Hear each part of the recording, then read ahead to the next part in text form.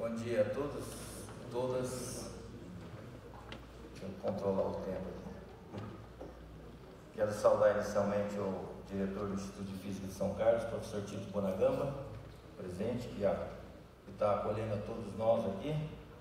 Professor Alexandre Nolasco, diretor do Instituto de Ciências, Matemática e Computação, também aqui prestigiando e nesse trabalho conjunto em prol do ingresso, vamos dizer assim, no ensino superior, bem como essa cerimônia de premiação que é fundamental.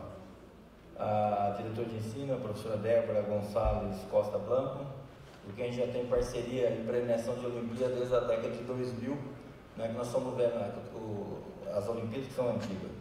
Tá? O senhor Herbert João, educador aqui do Instituto de Física de São Carlos, e o senhor Paulo Lazzarini, que estão organizando esse evento.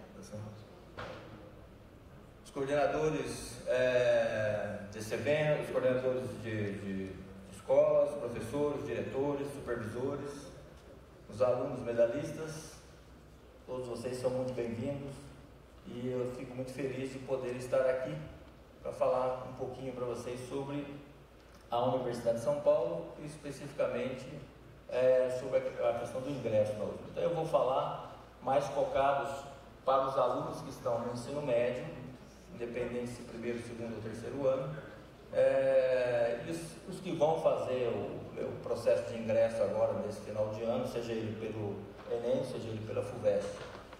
Então a ideia fundamental é contar um pouquinho para vocês sobre todo o trabalho que tem sido feito no campus de São Carlos para estimular o ingresso dos nossos alunos da nossa região no ensino superior, particularmente nas instituições públicas, certo? Independente do campus aqui da USP de São Carlos, que a gente sempre tem trabalhado na Universidade Federal de São Carlos, ou na Unesp aqui em Rio Claro, ou Araraquara, qualquer dessas instituições públicas do ensino superior. Isso é um trabalho que o Instituto sempre fez desde a sua origem, mas nós fizemos com cerimônias como essa, como cerimônia de premiação de Olimpíada. Nós iniciamos em 2001, quando começamos a fazer a Olimpíada de Matemática, Física e Química, fizemos uma série dessas Olimpíadas, fizemos outras atividades com pessoas que naquele momento estavam aqui fazendo pós-graduação e hoje são professores em universidades federais fora da região de São Carlos, e estão fazendo essa atividade em outras regiões.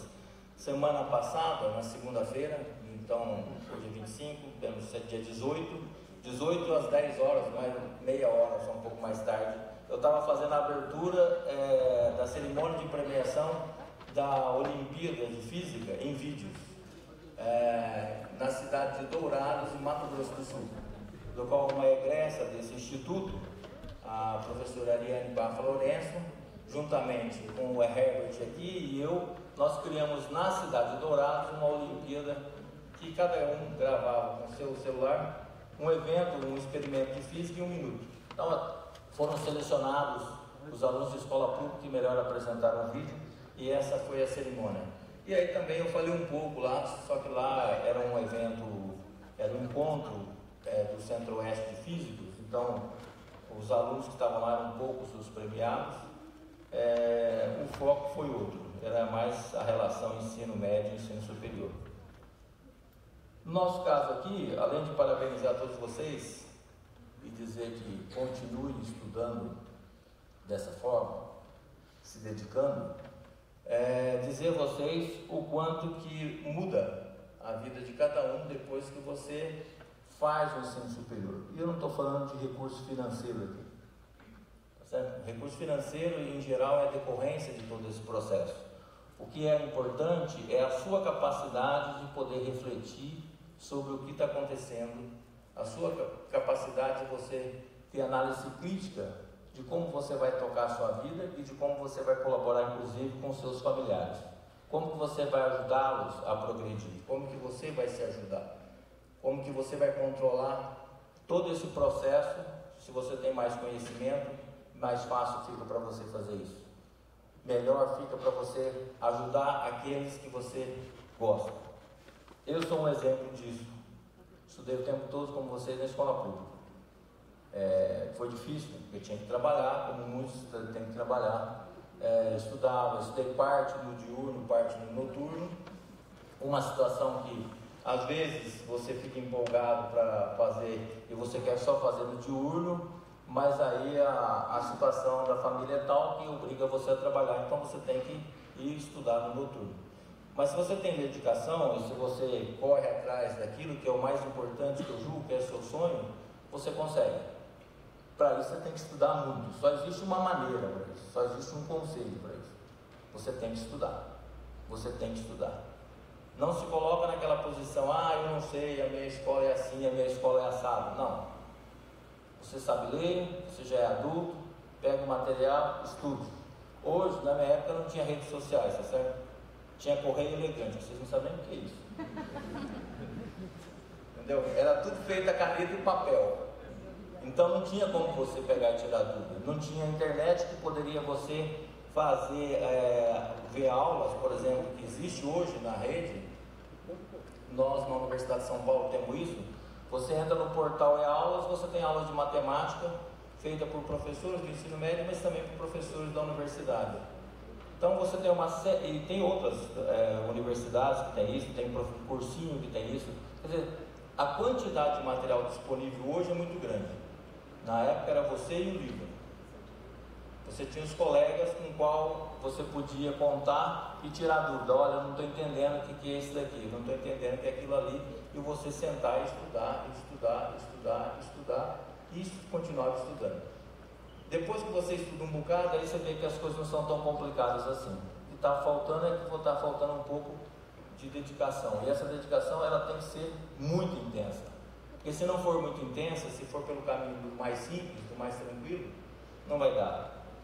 Então eu fico feliz quando eu vou numa premiação de Olimpíada, porque em geral são as pessoas que já têm isso naturalmente. Por que uma pessoa vai fazer Olimpíada? Vocês vão ganhar um carro zero, que o Herbert prometeu? Não, não vai. As Olimpíadas todas, quer dizer assim, a pessoa que faz isso é a pessoa que já tem o dom para estudar, já tem a característica para isso. Então você só tem que seguir aquilo que você está fazendo. Ou seja, essa sua persistência, você segue com ela adiante. Não importa qual Olimpíada que você fez, todas elas colocam a vocês um desafio. O desafio é você dar um passo adiante daquele que se dedicou a estudar mais. Então, para isso, você tem que pegar e estudar. Então, para fazer, seja de robótica, como de língua de português, ou de matemática, ou de química, ou de física, cada uma tem as suas características. Essa característica de cada Olimpíada dessa faz com que você aprenda uma coisa sem nunca ter feito nenhum curso, que é organizar seu tempo para estudar. Eu tenho defendido muito que vocês têm que, todos vocês, escrevi isso inclusive já para a Secretaria Estado, eu tenho defendido que você tem que aprender português e matemática. E eu bato nessa tecla em todas as oportunidades que eu tenho. Falei isso em Dourados, vou repetir aqui, em todo lugar que eu tenho oportunidade eu falo. Falei na premiação da Olimpíada Brasileira de Matemática de Escola Pública lá em São Paulo, porque matemática e português são as linguagens que vai permitir a você criar uma estrutura cognitiva que é capaz de você facilitar a sua vida para estudar tudo que vem depois. Se você realmente souber português e souber matemática, o restante é fácil. Esse negócio, aqui nós estamos no diretor do Instituto de Física aqui, ó. Física é matemática aplicada, diz o diretor da matemática, né? Então é tudo forma de você dizer, mas no final das contas, assim, se você aprende essas duas linguagens, depois geografia, história, física, química, todo o restante conteúdo que vocês tenham, é muito mais fácil. Quer dizer, é muito mais fácil você estudar, é muito mais fácil você ser capaz de raciocinar. Para isso tem que escrever. Tem uma maneira de aprender português, além daquela da gramática. Tem que escrever muito. E é escrever, não escrever a linguagem da internet, em que as vogais, que são poucas, ainda na internet você vai lá e cortam todas. Então tem você, vira X, também fica TB, quer dizer, coitado das vogais, só tem 5, ainda assim o pessoal vai lá e come, tiram todas. Então você tem que escrever direitinho. Para escrever direitinho não é na internet que você vai escrever, você pode até usar o computador, mas você tem que fazer um texto. Então pensa num texto que você vai escrever para alguém sobre algum tema. Escreva para essa pessoa, escreva para a sua professora. treine a fazer isso, estude, leia, tem que ler um livro por semana, é muito, então 1 a cada 2 semanas, mas você tem que ler. O que não pode é você não ler nada, porque você não está sabendo do que está acontecendo. Ficar sem saber do que está acontecendo é muito ruim. A implicação que isso tem para a economia, não é do município não, para a economia do país é muito grande. Como que vai ser o Brasil quando vocês estiverem com a minha idade? São vocês que vão estar tocando isso daqui.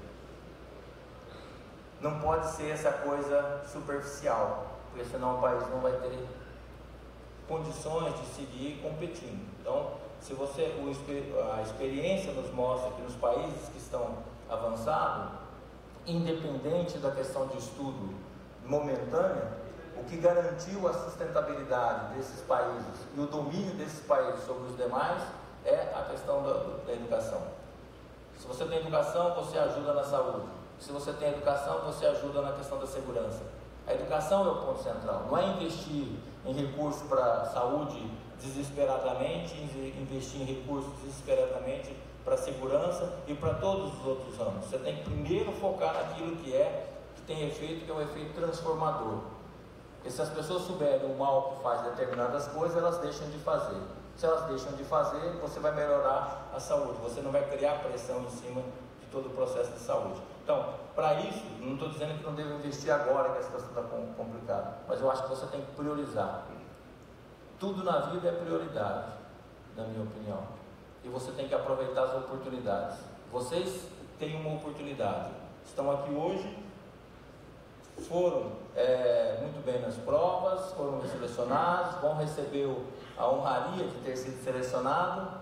Então vocês têm que aproveitar esse momento, que essa é uma oportunidade, e priorizar alguma coisa na sua vida. Uma delas é priorizar que caminho você quer seguir, qual o caminho que você quer seguir, o que você realmente quer fazer, para onde você quer ir. Então esse é o principal recado que eu queria deixar com vocês, antes de falar um pouco da universidade, porque agora eu vou falar daquilo que é nosso aqui. Isso que eu digo para vocês é que eu falo com minhas sobrinhas o tempo todo, sabe? Então eu estou craque falando isso porque eu estou cheio de sobrinho. Então eu fico o tempo todo martelando, falando, porque eu tenho 2 sobrinhas que achavam que nunca iam fazer ensino superior. Uma está terminando o curso de engenharia na Unesp e a outra está terminando o 1º ano de biologia na Unesp, lá em Rio Preto. Resolveram ficar próximo de casa, não tem problema nenhum, certo? Mas as 2 estão lá e achavam que não iam conseguir. Então teve que se dedicar, teve que mudar a rotina do dia a dia, teve que pegar e priorizar entre estudar e sair com as amigas, priorizar entre fazer essas coisas. Você tem que definir o que você quer. E elas priorizaram e conseguiram, pelo mérito delas, cada uma delas de maneira diferente, conseguiram então superar essa fase.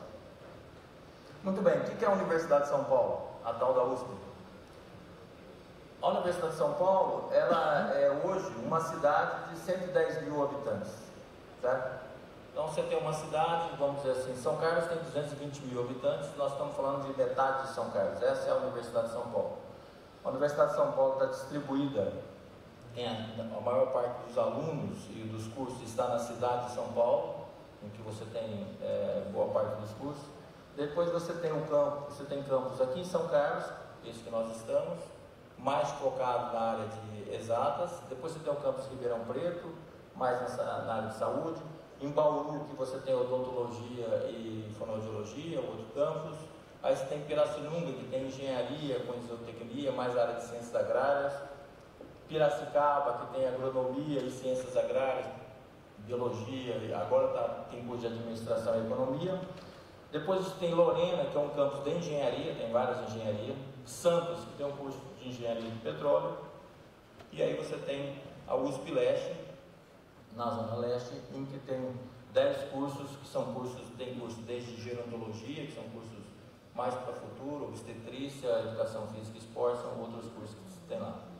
E o campus do Butantã é a região central da cidade, em que você tem a Faculdade de Medicina, a Faculdade de Direito, e aí lá em São Paulo tudo. Isso somado nos dá 177 cursos de ingresso, que significa dizer que quando você vai fazer o vestibular, você vai ter que escolher um.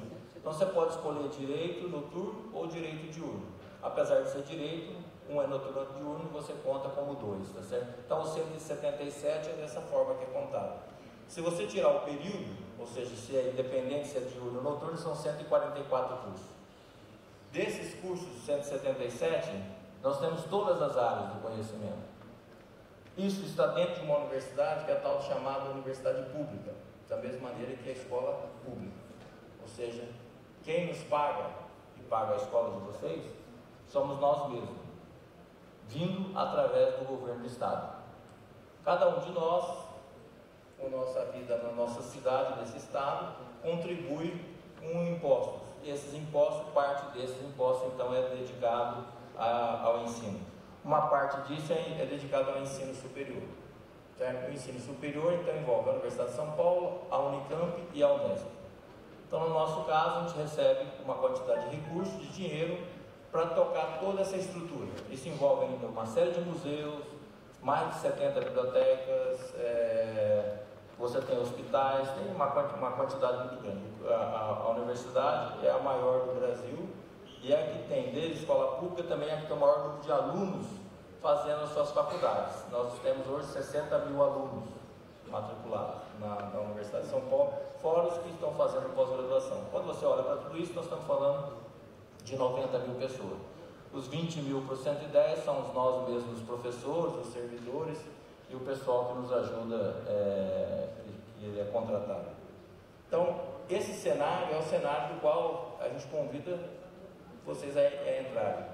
Essa universidade que tem, não só é uma universidade que é colocada como a melhor universidade da Iberoamérica, e ser melhor universidade da Iberoamérica para vocês significa gerar oportunidade. Oportunidade para você fazer estágio no exterior, oportunidade para você trabalhar com aquilo que tem de pesquisa na fronteira do conhecimento, oportunidade para que você possa ser um profissional extremamente reconhecido pelo mercado. Todos os nossos alunos, nos cursos profissionalizantes, antes de, se ele estudar, porque você tem que continuar estudando, se ele estudar e for um aluno que é um aluno dedicado, no final, antes de terminar os estudos dele, eles já são todos contratados inicialmente como estagiários e depois já são contratados nas empresas. Nós não temos problema de alunos que ficam sem emprego. Se um aluno se dedica, isso é fácil de conseguir. Então, esse é o cenário, vamos dizer assim, que se você imaginar só, estou fazendo ensino médio, o que eu quero fazer? É muito difícil definir o que a gente quer fazer quando está nessa idade. Mas você tem algumas coisas, você tem que olhar um pouco para aquilo que você gosta e vai. A grande vantagem de vocês é que vocês são novos. Então assim, você começou, não deu certo, começa de novo. O que você não pode é ficar começando a vida toda. Você tem que, uma hora você tem que pegar e decidir. Mas dá para você começar de novo. Então, pegar, estudar, depois definir. Eu gosto mais dessa área, eu acho que esse curso é assim, essa. Se quiser vir para física, para matemática, tem vários cursos aqui, depois os diretores vão falar. Mas qualquer que seja ele, a minha sugestão é que vocês façam numa universidade pública, por uma razão muito simples. O que faria uma pessoa, por que faz diferença uma pessoa que estuda numa universidade pública e uma pessoa que estuda na USP e uma pessoa que estuda, por exemplo, na Unip ou em qualquer outra dessas universidades particulares? O que tem de diferente? O que tem de diferente é que nós temos uma atividade em pesquisa muito grande, e a atividade em pesquisa custa muito caro, e isso faz diferença no ensino de graduação. Ou seja, na hora que você vai para a sala de aula, no primeiro ano, segundo ano seu da faculdade, a diferença está exatamente naquilo que é os professores, os seus professores daquele momento, a formação deles, que é continuada, porque ele faz isso através da pesquisa dele. Todo esse processo, na verdade, ele reflete em sala de aula. Você fica sabendo não só do que ele está estudando, mas também de tudo que está acontecendo na área dele, porque ele vai e te conta, para além daquele conteúdo que é o conteúdo que você tem que fazer. Então isso faz que o nosso ensino seja muito diferenciado em todas as áreas. Porque se a gente não tivesse uma universidade que tivesse pesquisa muito forte, seguramente não valeria a pena, às vezes, você estudar aqui, poderia estudar em outro lugar. A diferença está exatamente nisso. Com isso, os professores todos são professores pesquisadores. Esses professores pesquisadores estão envolvidos na busca do conhecimento, passam o tempo todo trabalhando e também, né, como a gente costuma dizer, e também fazem a sua dedicação ao ensino. Todos os professores têm que fazer isso na Universidade de São Paulo. Essa é a regra de ouro. Todos têm que dar aula no ensino, não importa. Você pode ser o melhor pesquisador, que ganha prêmios de todo quanto é tipo, como aquele instituto teve professores que já receberam prêmios, mas você tem que dar, porque é a sua contribuição que vai fazer que você forme um aluno agora, um egresso da Universidade de São Paulo, que seja diferente do que é formado nas demais. Como que eu faço para entrar? Bom, até 2 anos atrás, a única possibilidade era o exame, que é o exame feito pela FUVEST. Não sei quantos de vocês já ouviram falar da FUVEST. Já ouviram falar da FUVEST? Não? Já? O Herbert treinou direitinho, Herbert. Eu não. A FUVEST é a fundação, então, para o vestibular da Universidade de São Paulo. Tem 40 anos a FUVEST esse ano. Há 2 anos atrás, quando nós chegamos na reitoria, então nós iniciamos um processo de criar uma nova porta de entrada, que nós chamamos, que é a possibilidade de você acessar os cursos da Universidade de São Paulo, ou seja, você se matricular nos nossos cursos através do Enem Sisu, ou seja, você faz a prova do Enem, a sua pontuação, você entra no sistema de seleção unificada, coloca a sua pontuação lá, e aí, se você tem a pontuação suficiente, você pode ingressar naquele curso que você escolheu. Isso tem 2 características que são importantes. A primeira delas é que o exame da FUVEST, pelo histórico desses 40 anos, ele sempre foi um exame que privilegiou o conteúdo. Então você tem que ter estudado muito e saber muito conteúdo para você se dar bem na prova. Então é um treinamento, basicamente, quase que você faz. A prova sempre foi construída assim, continua sendo construída assim.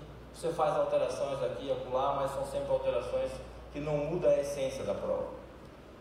A prova do Enem, que existe uma percepção de que ela é mais fácil, mais simples, na verdade ela privilegia outra coisa, ela privilegia a leitura. Então, se eu pudesse separar, eu separaria. A prova da FUVEST privilegia matemática, certo? A prova do Enem privilegia português, se eu fosse separar nas duas, só olhando para as duas. Então, na prova do Enem, a essência é você ter paciência, ler muito bem o que está escrito, saber interpretar, você vai bem na prova. Na prova da FUVEST, você vai ter que ter muito cálculo, certo? Para você poder seguir adiante. Então, são 2 filosofias diferentes, 2 mecanismos de seleção, acaba sendo seleção. A diferença das provas do resultado também é bastante significativo, porque o da FUVEST é um exame que ele é feito pontualmente, ou seja, você faz a primeira fase agora, responde a 90 questões de todo o conteúdo, é tudo objetivo, é só você escolher a alternativa lá. Se você atingiu mais do que 27 pontos, você não foi desclassificado. A partir daí depende da nota de corte do seu curso. Então, se for pegar o curso que a nota de corte é mais alta, por exemplo, medicina, que está na casa de 72, 73, você tem que acertar 73 questões de 90. Se você acertou 69, está fora, porque tem gente que acertou mais do que isso. Então, é aí onde que começa você fazer, então, a seleção do processo. E você tem cursos da universidade em que a quantidade de acerto que você tem que fazer é uma quantidade, sei lá, 30, 35 pontos, depende do curso. Você tem quase 200 cursos, cada curso tem uma característica, cada curso tem uma relação que a gente chama de candidato vaga. Qual a vantagem que é dada para o aluno que é oriundo de escola pública? A vantagem é que se você fez todo o seu ensino, ou fundamental e o médio, em escola pública, você recebe uma bonificação na sua nota. O que é isso? Então, imagine que você fez a prova da primeira fase e você acertou 40 questões de 90. Se você fez todo o ensino médio em escola pública, você recebe 15% disso, ou seja, mais 6 questões. De 40, você pula para 46, certo? Isso em medicina é a vaga ou não a vaga para quem está no limite, certo? Então, assim, hoje você tem das 175 vagas de medicina, 20 basicamente são decididas pela bonificação. Então, é um número bastante expressivo. Então, ter estudado em escola pública o tempo todo te dá 15%. Você fala assim, mas eu só fiz o ensino médio. O ensino médio é 12% que te dá. Então, aí você fala assim, mas eu sou autodeclarado PPI, tá certo? Então, se eu sou autodeclarado PPI, eu ganho mais 5%. E se eu fiz no segundo ano, eu também fiz o exame da FUVEST, depois eu vou e faço o terceiro, que é o programa seriado da USP, que é o PASUSP. Aí você ganha mais 5%. Tem uma soma que, dependendo do que você faz, você pode chegar até 25%, que é uma pontuação muito grande. O que a gente tentou fazer, e aí interessa diretamente a todos vocês, eu espero que a gente consiga agora no próximo, é dar bonificação para quem foi premiado em Olimpíada, independente de qualquer coisa. Certo? Então, Olimpíadas, naturalmente, Olimpíadas aí no caso a gente pensou, era inicialmente Olimpíadas só para Olimpíadas de escolas públicas, mas pode ser, é uma discussão que tem, que seria as Olimpíadas de uma maneira geral, e você pode separar ou não isso. A ideia aí não é a questão da inclusão, pensando na inclusão social como uma peça. A ideia é você privilegiar aquela pessoa que começa a se dedicar muito antes. É a pessoa que corre atrás muito antes, é a pessoa que vai lá, está interessada, vai, estuda, compete. A competição é saudável. Se você faz uma competição só pensando que você está adquirindo conhecimento, porque você aprende mais, você melhora a sua capacidade de interpretação, melhora tudo. Então, a ideia é que a ideia era conseguir que quem fizesse a Olimpíada e fosse medalhista, prata, bronze, prata e ouro, naturalmente tudo isso tem que ter documentação, né? Mas você receberia uma bonificação no vestibular. Isso, se acontecer, seria para o vestibular, não esse agora, já foi, mas seria para o vestibular 2018. Mas isso ainda, a gente já tentou uma vez implementar isso, houve resistência por conta de alguns grupos da universidade que entendem que, se começar a criar uma lista de bonificação muito grande, daqui a pouco para tudo você vai ter bonificação. Então, essencialmente, é uma dificuldade que tem. O foco é o foco em escola pública, mas eu sou uma das pessoas que defendo que a gente deveria privilegiar quem faz e quem se dá bem em Olimpíada, porque a Olimpíada que é feita, a quantidade de alunos envolvidos, ela é muito grande. E você se sair bem nessas Olimpíadas não é tão trivial assim. Então, esse é mais ou menos o panorama que nós estamos, de futuro, especialmente para os mais jovens, pode ser que isso dê certo. Para quem está no terceiro ano, a vida é que tem aí. Você tem a bonificação e tem o SISU e tem o Enem, tá certo? Então, essencialmente era isso que eu queria dizer para vocês. E não esquecer dos três conselhos-chave. Primeiro, vocês estudem. Segundo, vocês estudem. E no terceiro, vocês estudem. Se vocês estudarem, dá certo. Seguramente dá, tá certo? Então, vocês já são vencedores. Eu quero parabenizar todos vocês por estar aqui, por ter se saído muito bem na Olimpíada, qualquer que seja, em qualquer desses projetos escolares, e desejar muito sucesso na vida de vocês. Muito obrigado.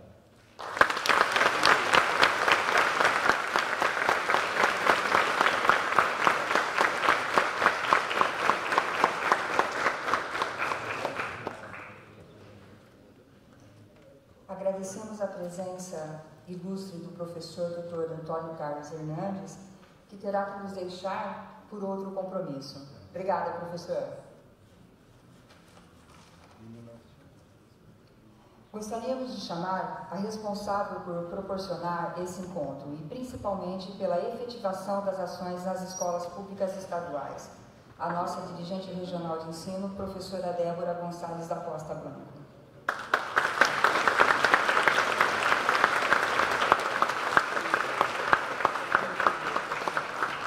Em continuidade à composição da mesa, chamamos o professor Dr. Alexandre Nolasco de Carvalho, diretor do Instituto de Ciências Matemáticas e de Computação da USP São Carlos.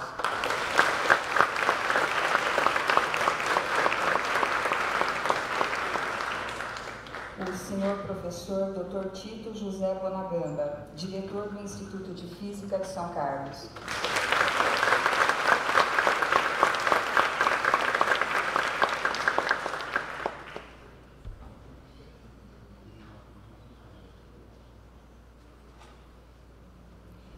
convidamos a todos a ficarem em pé para a execução do hino nacional.